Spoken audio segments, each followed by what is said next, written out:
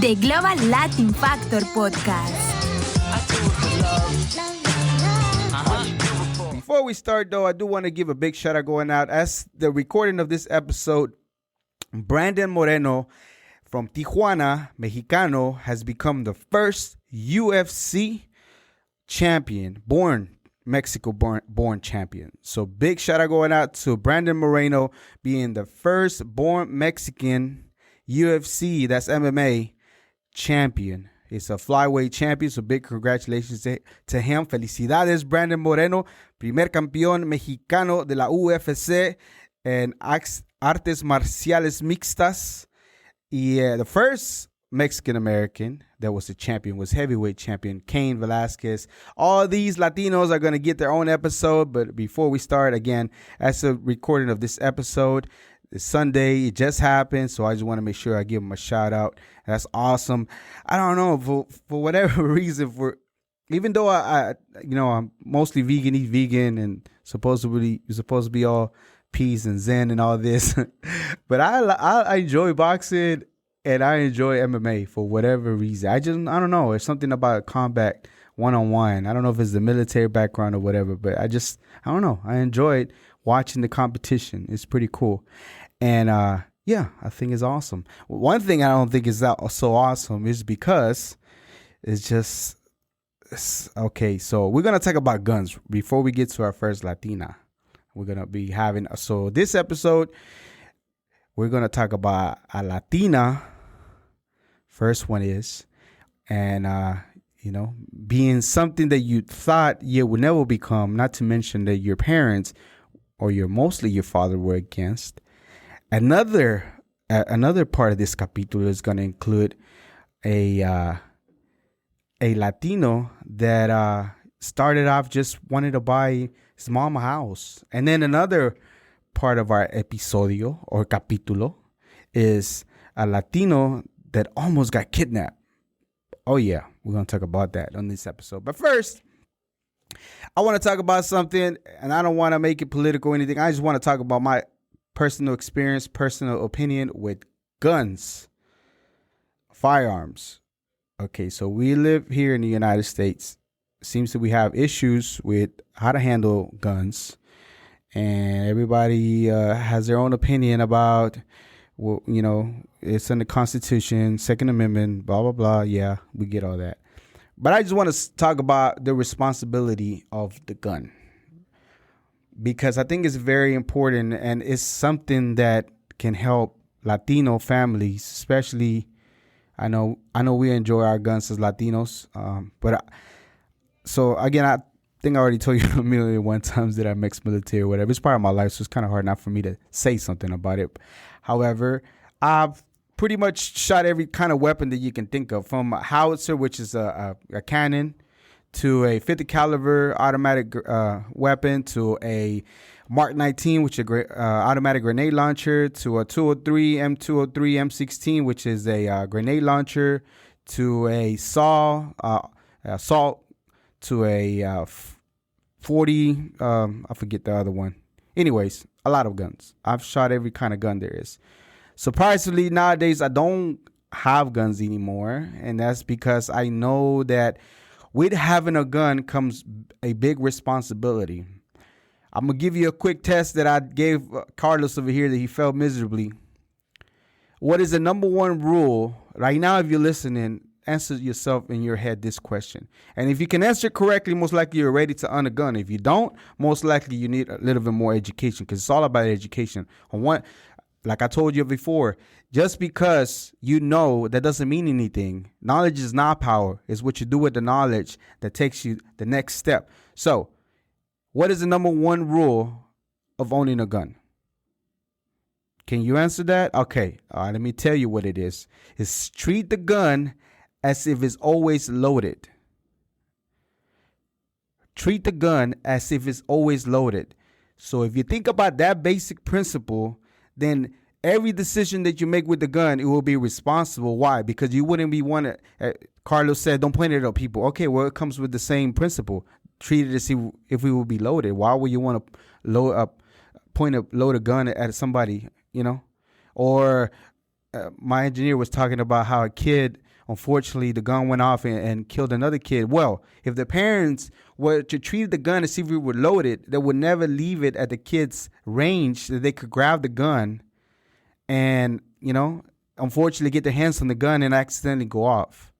You know what I mean? So that's the number one rule to think about. If you are going to own a gun, you have to have responsibilities for the gun itself. You can own 1 billion guns as long as you treat it correctly in the way it is supposed to be handed.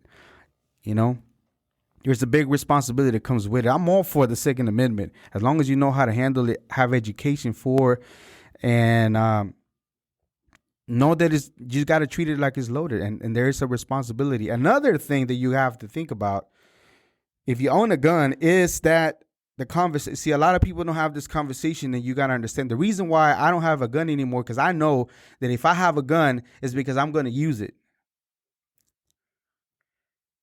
That is it, whether it's to defend myself or whatever the case might be. And that entails maybe having to take somebody's life. Now, are you willing to have that conversation with you? Besides the fact that it's for protection, besides the fact it's kind of cool to own one, is the fact that are you ready to take another human's life, another brother, another father, another cousin, another mother, daughter? Are you ready for that? So if you're not ready for that, then maybe the guns is not for you, And then, so here's a funny story. Everybody up in arms about the Second Amendment. We got to protect yourself from the government, blah, blah, blah, blah. I used to, my job was a cannoneer. I used to shoot a howitzer, which is a cannon. And we trained to shoot, and it's not like the movies where you can see who you're shooting, right? We practice to shoot miles away, and we didn't know what was being destroyed, Luckily, I didn't participate in real life missions, but the missions that we did that were training, we never shot. One time they took us to see the mess that we made. But for the most part, if we were in a real life situation, we would never see what was being destroyed on the other side, miles away. And that was years ago.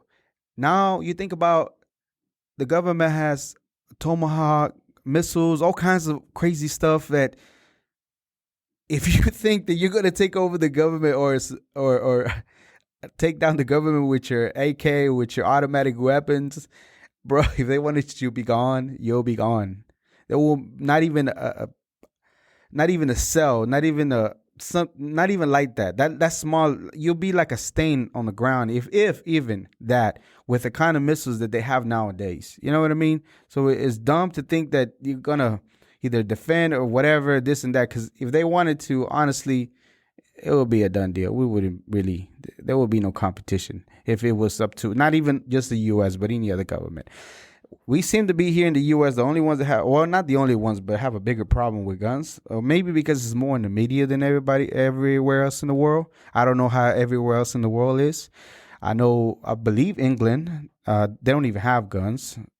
And I believe Switzerland, they're required 2 years of military training. I think it's something that we need to have here in the U.S. That's just my opinion, because it would help you to, learn more discipline, learn about the gun, first of all. When I was in basic training, they didn't even allow us to touch a real gun forever and a day. We had class after class after class. They gave us a dummy gun, a rubber gun, before we even got to touch a real gun for a long time. And let yourself not point your gun at one of your battle buddies, one of your military fellas, because you'll be probably clotheslined by one of the drill sergeants for not treating the gun unless it was always loaded. And constantly doing that gave me an appreciation for the gun, a respect for the gun, and all that. And it took, basic training is usually nine weeks, and usually we spend maybe a little bit longer on weapons training. And then to actually go to the range and actually shoot a real live gun, it takes a long time for us to do that. So to think that you all of a sudden, just because you've been playing with toy guns all your life since you were a kid, to watching Call of Duty or this and that, to think that all of a sudden that has you prepared to, you're not ready at all whatsoever. You're really not. And that's the problem that I feel that we have here.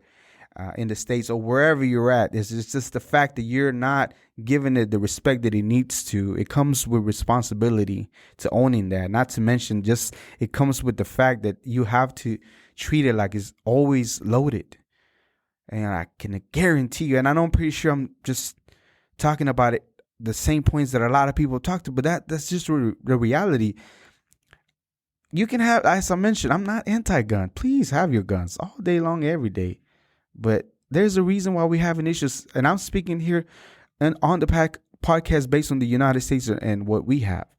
But it's just the fact that there's an issue, and it's just the fact that people are losing lives that is like senseless whatsoever. Like senseless. No need to lose somebody's life over your stupidity. And not to mention now, let's say, I don't want to laugh. Sometimes I just feel like it's like a mechanism for me to just laugh because it's just so freaking crazy to me that it doesn't make sense to people. But let's say you have an incident with a gun, accidentally goes off, and you take somebody's life. Not to mention you already took somebody's life. Now your life, you're probably going either involuntary manslaughter, 5 years maybe, or longer. It depends. And you'll lose your freedom, homie, just like that. Or ladies, whichever the case might be, because it goes for both, not just men, but women themselves. Because I know that women do own more guns nowadays than ever before. It's the same thing for you. Treat it like if it was always loaded, and I guarantee you that you'll have less of an issue. My problem has never been with the guns. My problem is that the fact that you do not respect the guns the way they need to be respected, and the fact that you can't answer a simple question that you don't know how to, like, the number one rule to treat a gun, then again, I'm sorry, you're not ready for it. There's educational videos. There's YouTube. You don't want to pay. There's people that constantly doing YouTube videos about how to treat a gun properly and this and that, So the education is there. Again, knowledge is not power. It's what you do with it. Go find some more. And then when you're ready for it, then, hey, more power to you, please. I'm all for people owning guns as long as they're responsible. And I get real weird when people are around me that don't know how to operate a gun, and I just know they're not, because I just rather not be around. What for? I don't want to be a statistic or some dummy that didn't know how to handle a gun in my life, like just like that. I don't think so. Like, nope. Yeah, y'all can stay over there, play with it. I'm gone. See ya. Yep, that's not my thing. So anyways, enough with the guns. Again, all for the guns, but please respect the gun. And I know I said it a couple of times, but respect it, respect it, respect it. And have the conversation with yourself if you're willing to be okay with taking somebody's life, because that's the only reason why you would want to own the gun. Yep. All right, moving on to our next Latino Global Latin Factor. So this time we're moving into more violence, boxing. I'm kidding. So last time we had the homie Emmanuel. Manny came in, talked to us a little bit about boxing. But I did want to talk about these boxers because, I just, for whatever reason, like, it's in a lot of Latino culture, for my experience and for what I've lived, we're usually cheering for, unless you're here in Texas, right?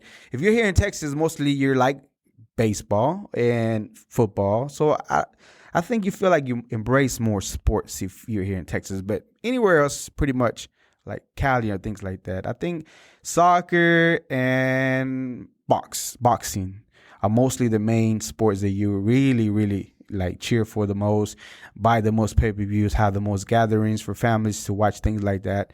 And it's the same thing for me growing up, watching Julio Cesar Chavez, watching Oscar de la Hoya, and all these great fighters back in the days. Even to this day, watching like Canelo and things like that. All these individuals, it's just something that we enjoy. So I think it's a Latino. And then, there's been a great Puerto Rican boxers, from all types of Latino backgrounds. There's been great ones. And one of the ones that we're going to talk today is Marlen Esparza. So Marlen Esparza was born in July 29, 1989, and she's a professional boxer. She's a first-generation Mexican. She was doing an interview, and she thought it was crazy to her that she was first-generation Mexican. I'm like that's kind of crazy to me. So her parents were born in Mexico. She was born here.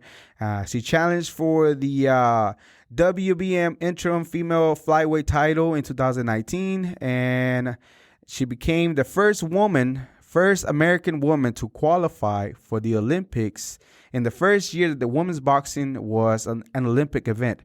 So, as I mentioned before, it's crazy to me that boxing's been around for so long that just barely it actually became an Olympic sport.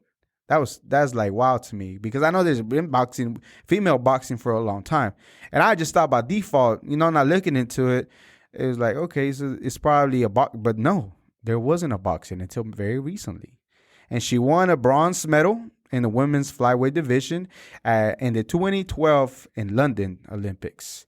Her stance is orthodox, and I watched a bunch of interviews about her and things like that, and she was saying that her dad, like typical Mexicano, and again, I'm not stereotyping, it's usually how we operate as far as Mexicanos, is that he didn't want her to be boxing.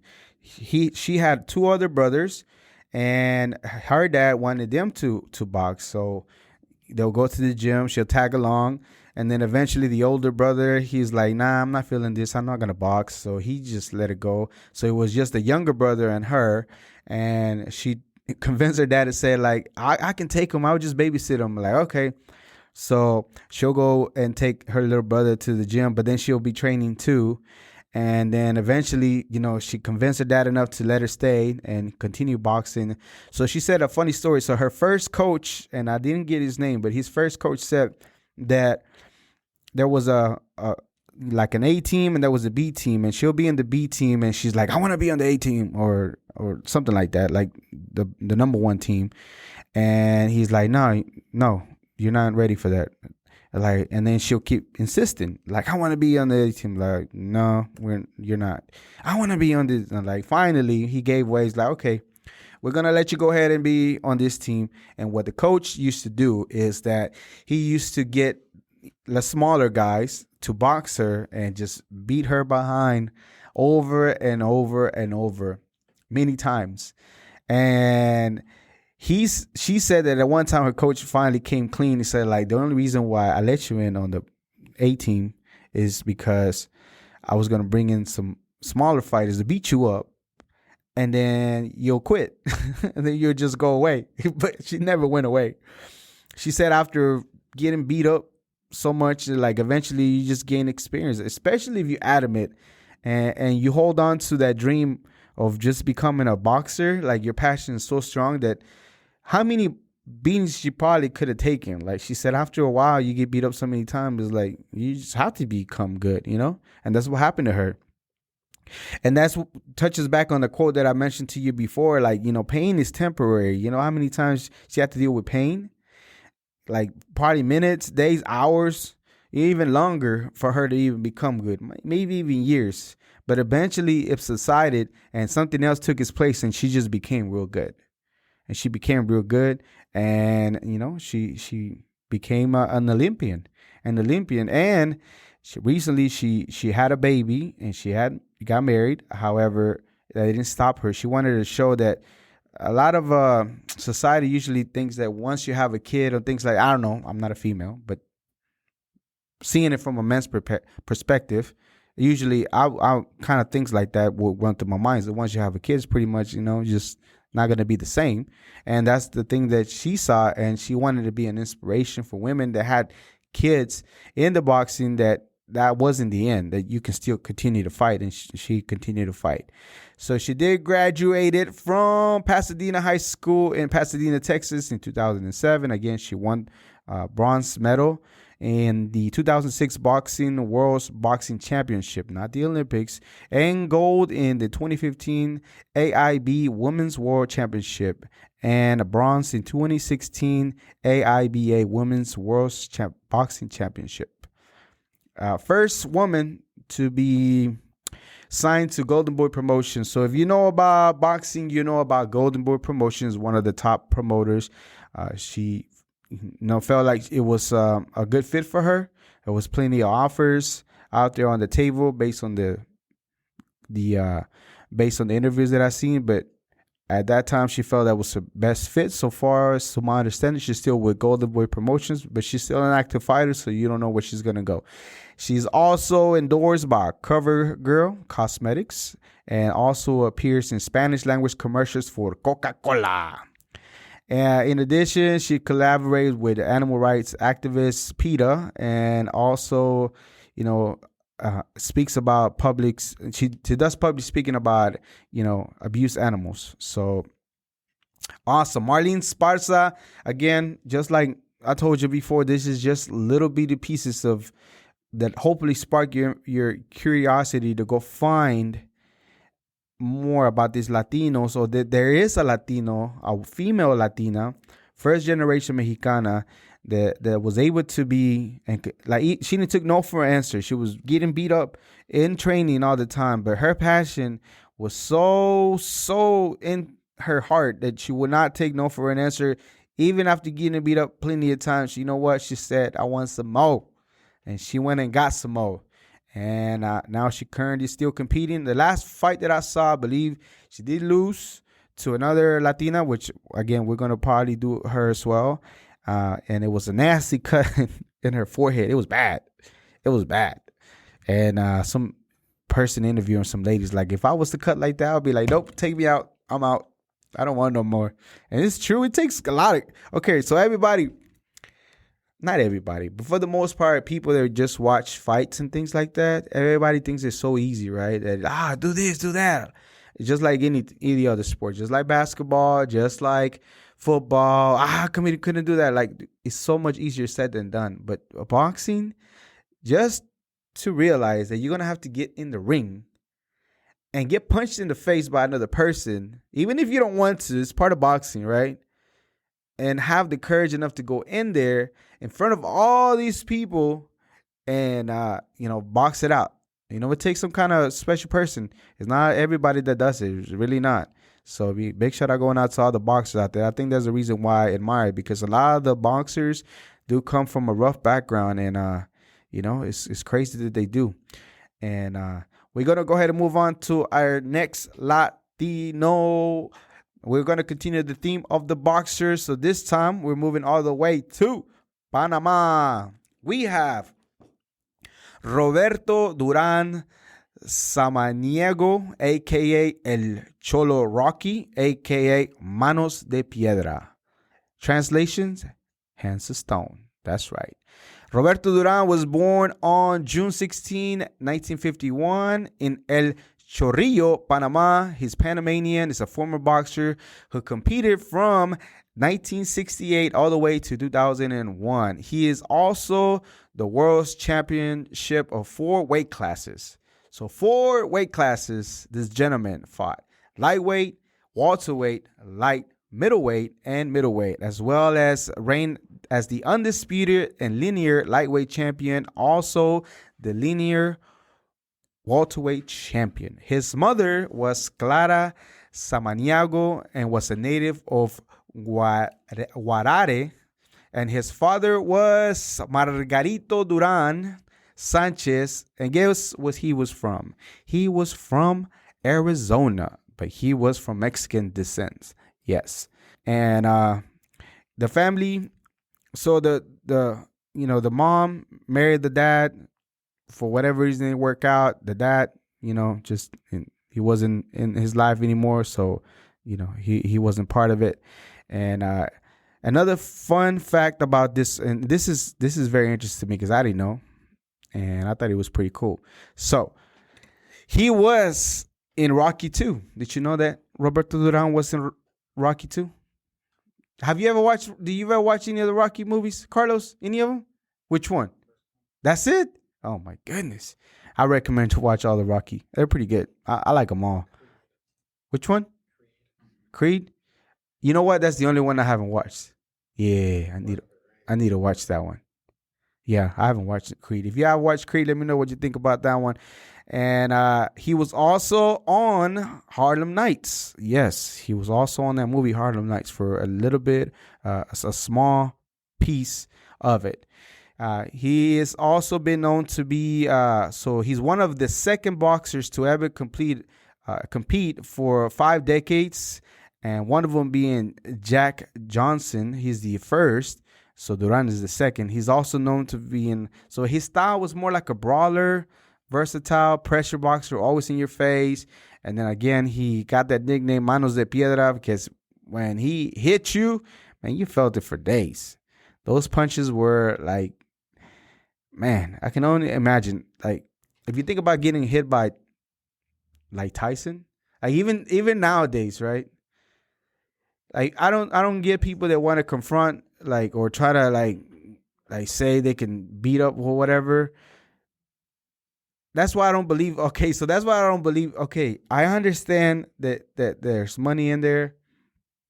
I understand that there's a market for it. But I do not believe the fact that Floyd could not knock out one of a YouTuber if he didn't want to. Meaning that I'm not trying to stir no controversy, but be honest with you. Sav Judah gave an interview not that long ago, and he said I don't know about Floyd, but I would have knocked out 2-3 times heavier man. He would knock him out with no problem. And Sav Judah and Floyd competed at the same weight class. So you know what I mean? I understand maybe there was a genuine agreement not to get taken out. I'm not saying that he didn't get in the ring and lasted, but to say that he really honestly did last the 8 rings with one of the greatest boxers, I don't believe that. Not regardless if he's known for his heavy punching or not. It's all about technique. 100% about technique. And like I said it before, if he was to get in the ring with an actual boxer, professional boxer, even if he only has a couple of professional boxing matches, I guarantee you any of those YouTubers will not last around for the simple fact that it's just technique and repetition and over. You cannot surpass that without having to do the work. That's why I don't believe it. Say what you want. If you want to buy into it and get all this and it's entertaining, that's cool. But when it comes to real boxing, even though I'm not a boxer, I've been watching it for a long, long time. And I understand that all that is technique and it's just a whole lot harder than what it is. And give them credit, that they got in the ring, actually. But to say that Floyd did not hesitate or just pardon homies because they can make more money, I'm just saying, there's no way.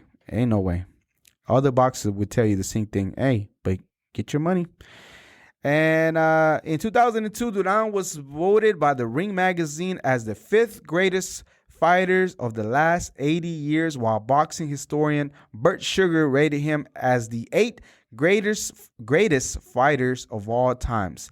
And the Associated Press voted him as the best lightweight of the 20th century, with many considering him the greatest lightweight. So not only they voted him to be one of the greatest, however, some consider him to be the greatest lightweight of all times. Having some water because I'm drinking a lot. Merch available. You want some? Look at this beautiful cup. You know you want one. Oh, you do have one. You use it, Carlos? Yeah, that's what I'm talking about. They're very useful. You put water and stuff in coffee. Everyone knows what a cup does. They work. Just like the shirts too. Link on bio. Hey, do you get tired? Carlos, I don't know. I know it's a thing and repetition is key. But after a while, because I don't say it like subscribe or follow. Yeah, isn't that like, gets, what's it called, saturated after a while? Like, God, all the time. And I get it. It's like, subscribe and follow. Please leave a comment about the cup. There you go. We'll have the link on the bio. Please support part of the podcast. We started off. We have a lot of content still to go. We honestly cannot like run out of content as far as Latinos, like everything on there. And not to mention the last interview, we have an up and coming boxer, and it was great to talk to him and just come to a mutual point that we have. Just like I told y'all before, we're just like you. We're just really not. We have our own way to doing things, but certain things and principles are just the same. We just look a little bit different. That's all. And I have all kinds of. Okay, I'll touch up on this later in a few minutes about what I think about something. It's off the wall, but I don't think it's too off the wall because there's really content about that. So I think it's a real deal. All right. So here's Mr. Roberto Duran. So he did finally retire in January 2002 at the age of 50. That's a lot of time. That's a long time boxing. And you don't know what the only reason why he stopped fighting is because he got into an accident, a bad accident in Argentina that required life-saving surgery. So that's one of the reasons why he was done.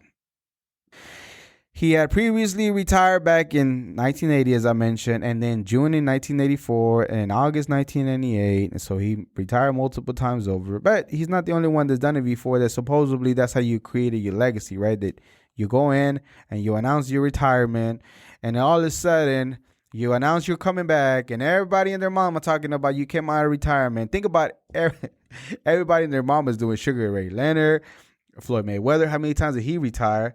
Even in MMA, Conor McGregor retired a few times. You know, there's just that thing that is like a check mark, I think, on one of the Hall of Fames.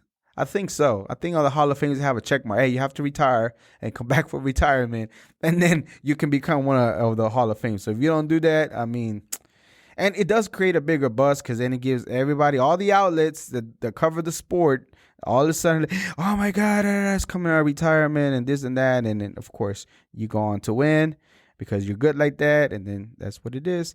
So Duran ended his career with a professional record of, check this out, 119 fights, 103 wins, 70 knockouts.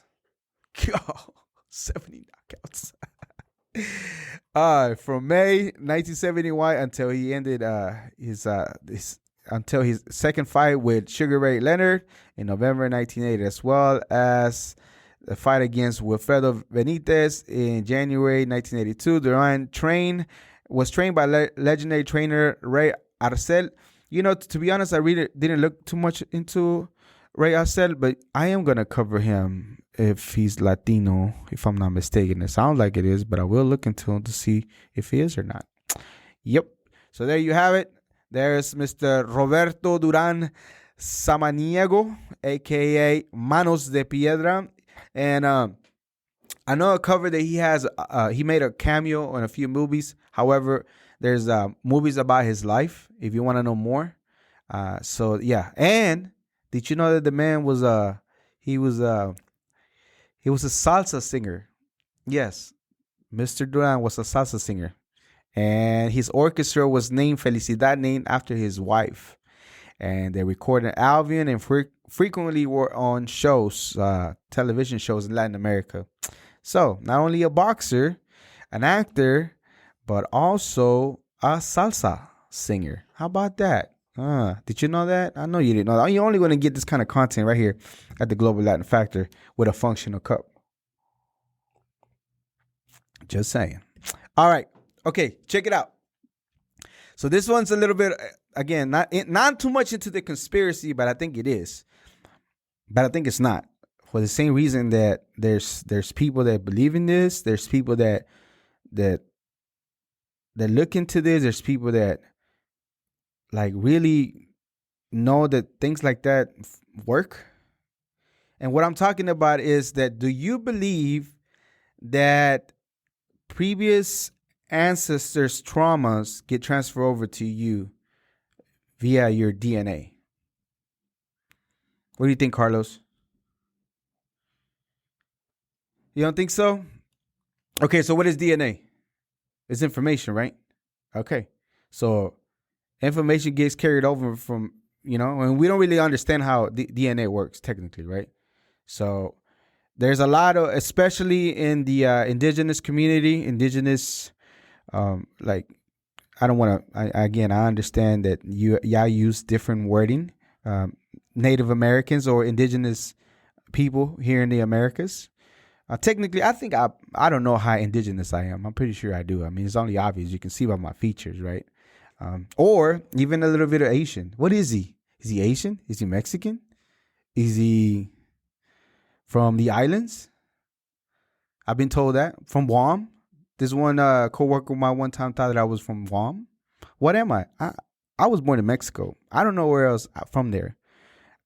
But it makes sense to me that the native indigenous people do believe this, that there is certain things that you just get carried over through your DNA, and they have to be worked out. There's even meditations that they have that you work through and go back through your line up your parents and go and just do this forgiveness, and not only forgiveness but this letting them know that it's okay for what they went through and things like that.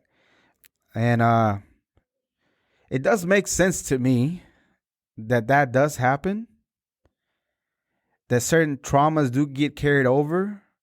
Not only the traumas, but the good things. But for whatever reason, the negative things like they seem to be more attached to certain things that carry over, right?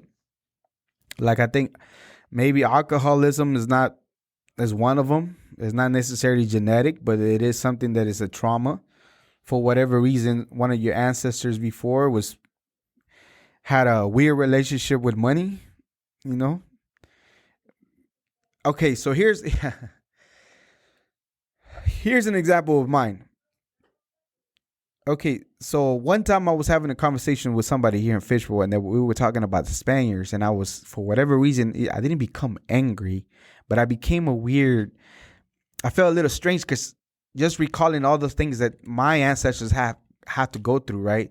From the Spaniards getting to the Americas to,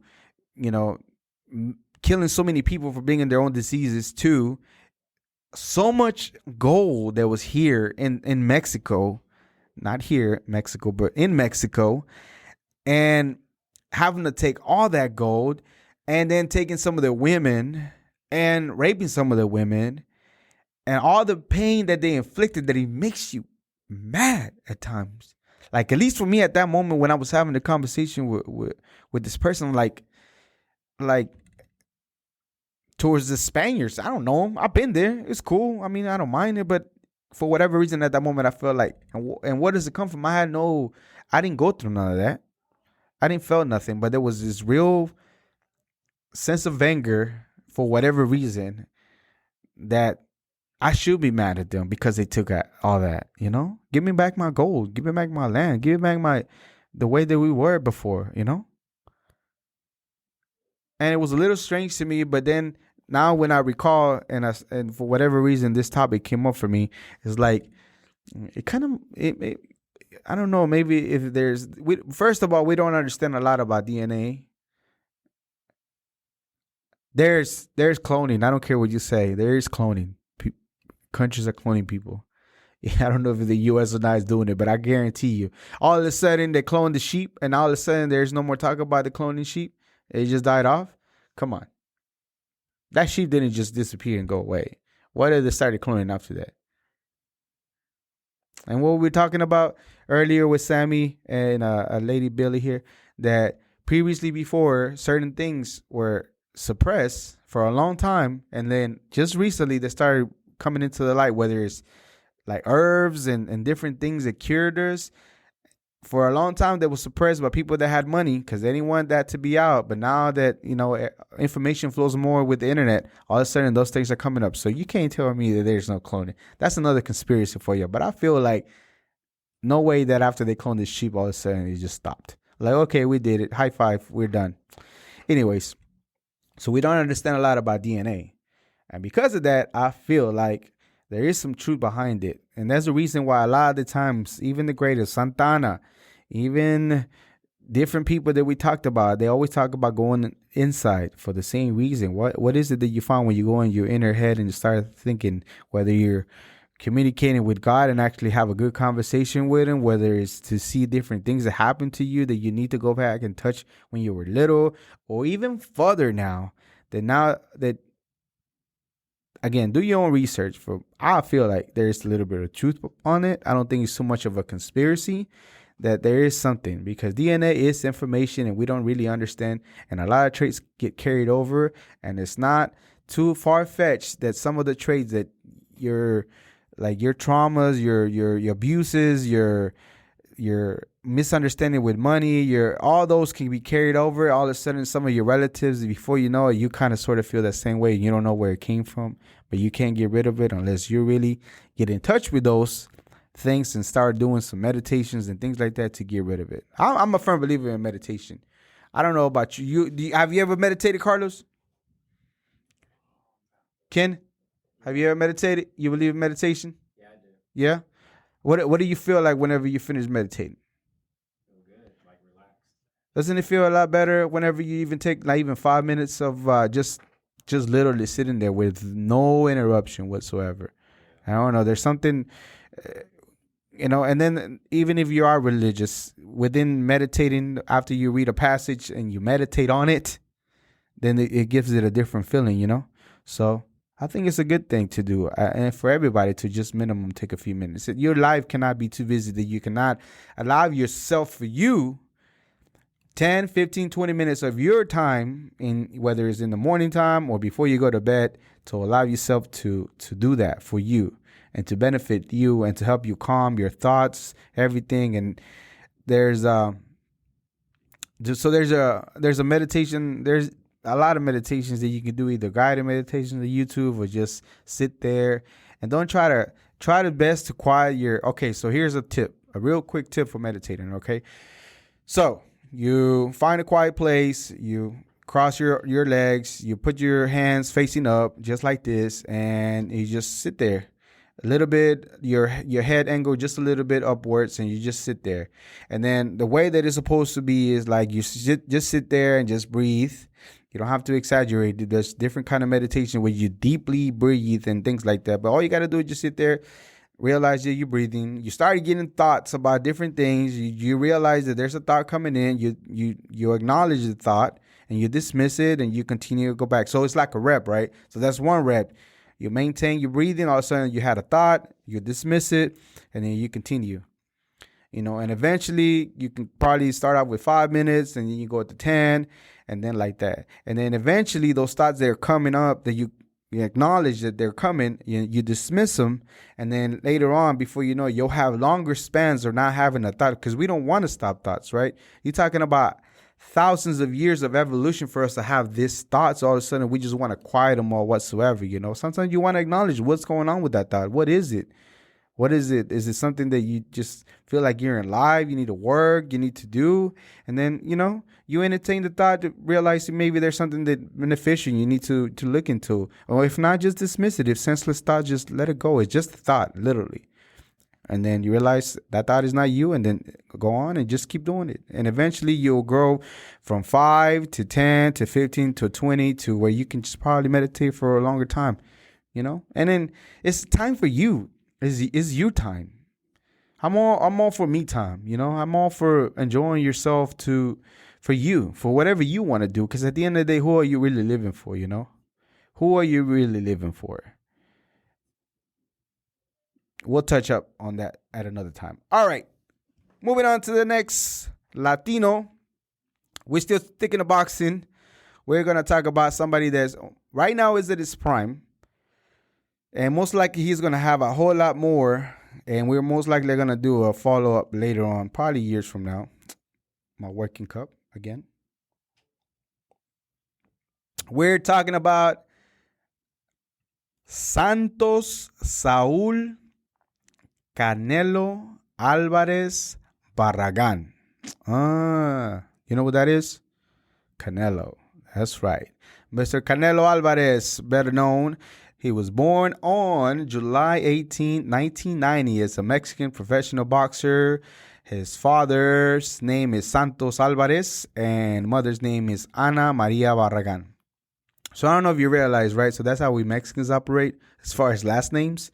So you take your dad's first last name and then your mom's other name. And that's how you get both of your last names. That's how we work. So his is Alvarez Barragan because his dad's Alvarez, his mom's Barragan. Just a quick little why do you, if you never knew why we have so many last names, Latinos, that's the reason why.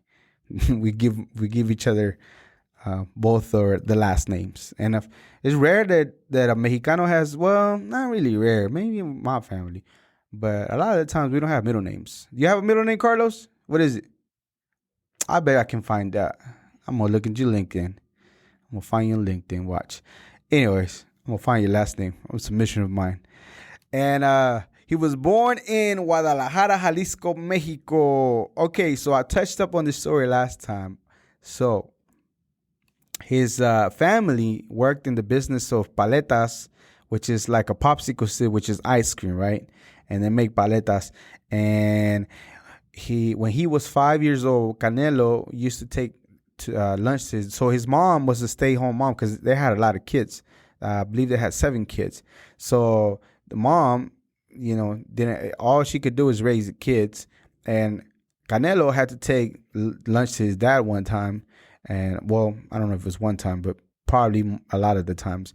So one time he was going in the bus or whatever ride or combi or whatever it is, and he noticed this lady was following him. So he's like, what? Like, what's going on here? And then he ran into one of his older brothers, like, hey, I think this lady is following me. And like, what? Like, yeah, I think she's following me. He's like, run, and told Canelo to run. And then his brother got on the way, tried to stop the lady. The lady tried to grab Canelo, and then the brother tried to fight her off. The lady bit Canelo's brother, tried to get him away. And then Canelo finally got to the shop, and they told, Dad, they're trying to kidnap me. And the dad's like, what? And so they had to call the cops. The lady kept insisting, that's my kid. They stole the kid from the U.S. because, of course, he was redheaded and light-skinned. He's like, no, you stole it from him. So they had to bring the cops and sort it all out. The dad had to, show that was his kid. It wasn't, even though he looked redheaded and, lighter skinned, that he wasn't from the U.S. because you can kind of see that he would be from the U.S., a little freckled redheaded kid, he wouldn't be from Mexico. So eventually they they sorted out and, showed that, yeah, that was his kid. I think I feel like Canelo, because the Irish are known for those traits, the redhead and the freckles, right? So apparently there was a lot of Irish that migrated at one point to Mexico, and there was some kind of conflict, if I'm not mistaken, some kind of battle or war that happened. And I think that, if I'm not mistaken, he has to have some kind of Irish blood in him. Again, and they do fight often, and they do known for boxing. I'm going to look more into it at a later time. But I feel like the Irish, he has some kind of Irish blood, European Irish blood. It's just my opinion. But I feel like it is. For, his red hair, his freckles, and the fact that he knows how to box. So his older brother was the one that really inspired him to be a boxer. But his older brother knew that he was going to be bigger than he was. So his brother trained him for as long as he could. And eventually he couldn't train him anymore. He took him as far as he could. And that's when he took him to his trainer. And eventually he just, started becoming better. And at the age of 15 is when he turned pro. And I was telling the story last time, is because at the amateur level, he was beating at all the competition. He outworked everybody. So he had already, one of his interviews that I saw recently, at 14, he knocked out a man that was either 30 to 35 years old. So at 14 years old, this young man had so much power that he was able to knock out a grown dude, a grown man, knock him out. That's wild. That's wild to me, to have that much power. And the coach, Reynoso, he realized that he had a lot of power. When he first saw him, when his brother brought him, he saw that he had the raw talent. He didn't have none of the head movement yet. He didn't know how to use his hip well, but he knew that he was like a diamond in the rough. All they needed to do is just shape this guy, like give him technique, because it's all about technique. Boxing is about technique. It's about, if you think football is a game of inches, man, boxing is just like that. One bad move, one little bitty shift and that's it, And he realized this, that even though he had the raw power, the raw talent already, that he needed just to be, given all the other weapons. And even at his earlier career, they already realized this man has like talent like no other as far as boxing. He has, and right now I'm giving you the updates that I saw online, but I don't know if it's current yet because eventually he had this one last fight. So I'm pretty sure it changed. He has won multiple world championships in 4 classes as well: lightweight, light heavyweight, and including the unifying 3 titles at those weight classes.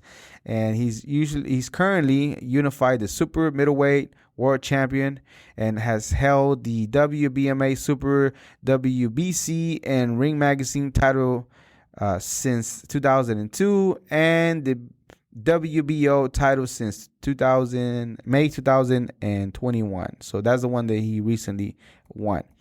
So another thing that he did, so again, he knew that he had to learn the profession at an early age, which would be making paletas. But one of the funny stories that he told was that have you ever played the bug game, Carlos? The beetle game, the bugs, when you see a beetle, you punch each other like color.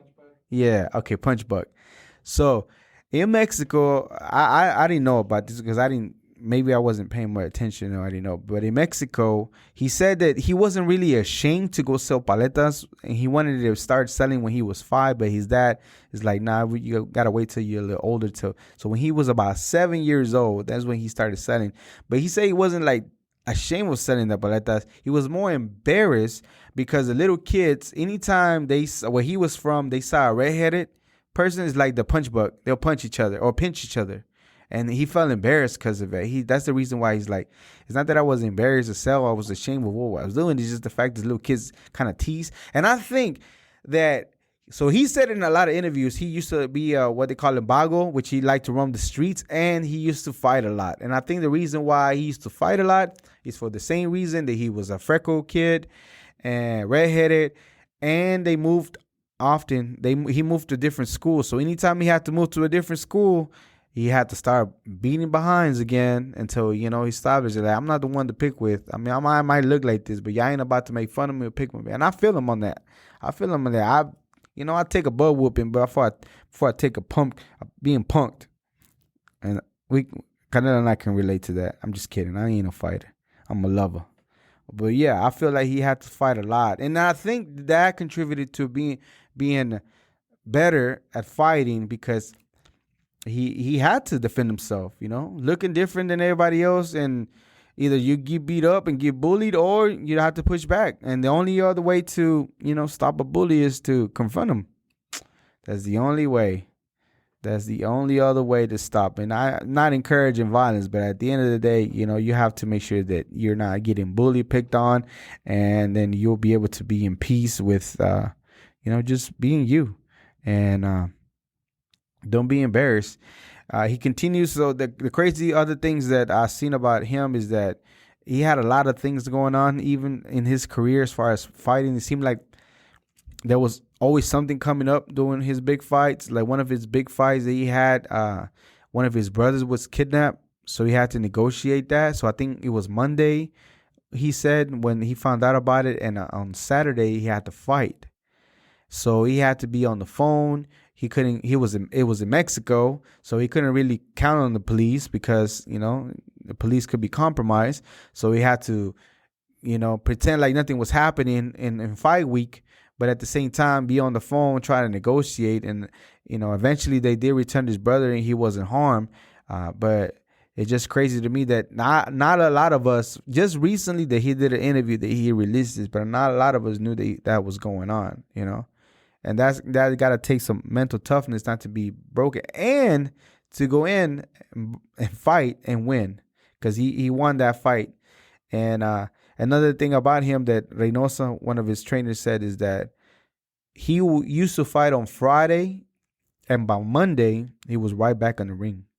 And even though the discipline changed from then, he said that till this day, he's the same discipline. Yeah, maybe he fights Saturday, maybe by Tuesday or something like that, he's back in the ring. But he's just been so disciplined. And that's one of the reasons why he's been successful as far as, what he does. And, being consistent, being disciplined, staying in the ring, staying away from other things. And he used to tell one of the interviews also, like, he said that because another thing that he went into, I think it was close to a fight. One of his brothers got accused of killing somebody, and eventually they proved that didn't happen. But he said his brother used to tell him, like, "All right, we love you," or like, "You love me? Okay, well, stay away from trouble," because anytime he's a public figure, right? So anytime something happens, they're not gonna go to their brothers; they're gonna go to him, and it's like, hey, like he's responsible for them, you know. So, okay, you love me, okay, well, do the right thing. Don't get yourself in trouble. Go home, you know. Stay away from being in trouble if you really love me. And yeah, so that's wild to me. So again, this is just as of today the information that we have for Canelo. And again, I know it's just a little bit of it, but I know there's going to be more because I still feel like he's on his prime and he probably has more.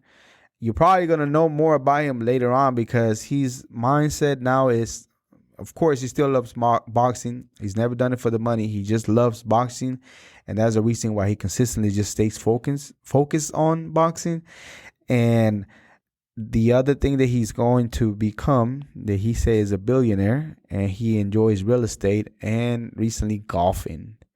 So most likely he's most likely not going to be a trainer. He has no interest in training.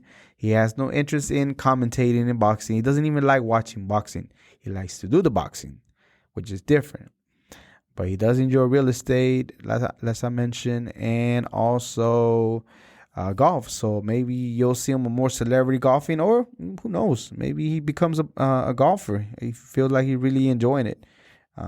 So yep, this is all we have this time for Mr. As of today for Santos. That's 2021 if you're watching this at a later time. Santos Saul Canelo Alvarez Barragan, aka Canelo, El Canelito. And they actually have a corrido. I'm pretty sure they have more than one corrido. But if you're Mexicano, you like some corridos, go check out some of the corridos they have out there. And this is all we have for this episode of the Global Latin Factor podcast. Remember to follow and subscribe. Link right below. Ain't that right? That's where we're going to be at. I know I have to say it over and over. Hit the merch. You already know what it is. And remember, we're just like you. We're not more different. We're just people like you. We're just the spice in this global melting pot that it is the world. Until the next episode, this is Crispin Valentin with the Global Latin Factor podcast.